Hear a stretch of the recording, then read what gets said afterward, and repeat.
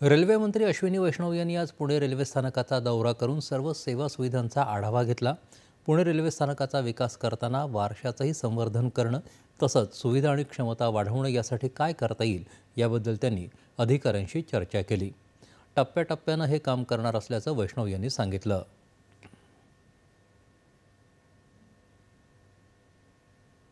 लोनावाला से पुणे के लिए जो 3rd और 4th लाइन है उसके संबंध में जो विषय जो सैंक्शंस अप्रूवल्स की जरूरत थी वो सब भी आज डिस्कस हुए। जीएम साहब को गो-एहेड दे दिया।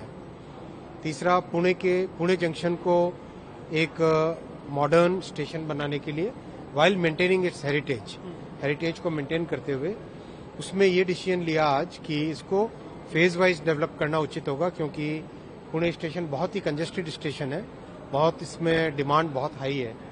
तो पुणे स्टेशन को फेज वाइज डेवलपमेंट करने का आज फैसला लिया गया। पुण्यात भारतातल्या पहिल्या कृत्रिम बुद्धिमत्ता आधारित तंत्रज्ञानानं रेल्वे प्रवाशांना दिल्या जाणाऱ्या चादरी आणि उशीच्या आभरांच्या गुणवत्तेची तपासणीही केली।